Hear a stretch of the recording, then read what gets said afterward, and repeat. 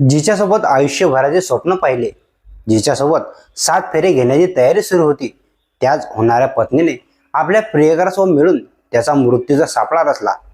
असं तुम्हाला सांगितलं तर विश्वास बसेल का? लोहगड किल्ल्यावर 400 फूट खोल दरी पडून एका तरुणाचा मृत्यू झाला. सुरुवातीला तो अपघात वाटला, पण तपास पुढे गेला आणि समोर आलं असं सत्य ज्याने संपूर्ण महाराष्ट्र हादरला आहे. नमस्कार मंडळी, मी उमेश शिटणारे आणि आपण पाहता विदर्भ लाईव्ह. प्रेम, विश्वास आणि लग्नाचे स्वप्न या तिन्ही गोष्टींवर उभं असलेलं एक नातं. पण जेव्हा विश्वासघात इतका भयानक असतो की त्याची किंमत थेट जीवाने मोजावी लागते, तेव्हा ती घटना केवळ गुन्हा राहत नाही तर समाजाला हादरवणारा धक्का बनते. पुण्यातील 26 वर्षीय केतन अग्रवाल मृत्यू प्रकरणात आता धक्कादायक खुलासे समोर आले आहेत. ज्या मुलीसोबत काही दिवसांत त्याचं लग्न होणार होतं, त्याच मुलीने आणि तिच्या प्रियकराने मिळून त्याची हत्या केल्याचा आरोप आहे.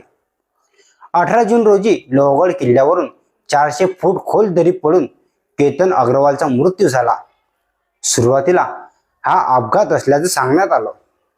जोरदार वाऱ्यामुळे फोटो काढताना त्याचा तोल गेला आणि तो खाली पडला असा दावा करण्यात आला होता. मात्र पोलिसांच्या तपासात एकामागून एक धक्कादायक पुरावे समोर येऊ लागले होते. तपासात उघड झालं की सिया गोयल नावाच्या त्याच्या होणाऱ्या पत्नीला हे लग्न करायचं नव्हतं. ती आधीपासूनच चेतन चौधरी नावाच्या तरुणासोबत प्रेम संबंधात होती. केतन त्यांच्या नात्यात अडथळा ठरत असल्याने त्याला कायमचं दूर करण्याचा कट रचल्याचा आरोप आहे. सर्वात धक्कादायक बाब म्हणजे 18 जून हा पहिलाच प्रयत्न नव्हता.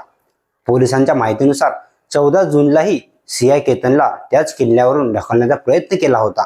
मात्र एका झाडामुळे त्याचा जीव वाचला. त्यावेळी सियाने साप दिसला असं नाटक करून केतनची दिशाभूल केली होती. 4 दिवसांनी पुन्हा वाढदिवस साजरा करण्याच्या बहाण्याने तिने केतनला त्याच ठिकाणी बोलावलं.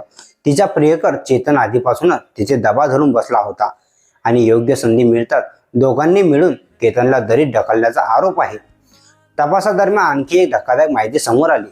गेल्या 6 महिन्यात सिया आणि चेतन यांच्यात तब्बल 2004 फोन कॉल झाले होते आणि ते 238 तास बोलले होते. तांत्रिक पुरावे, कॉल रेकॉर्ड आणि चौकशीच्या आधारे पोलिसांनी दोघांनाही अटक केली असून आरोपींनी गुन्ह्याची कबुली दिल्याची माहितीही समोर आली आहे. एकीकडे लग्नाचे स्वप्न पाहणारा केतन आणि दुसरीकडे त्याच्यासाठी मृत्यूचा सापळा रचला जात होता.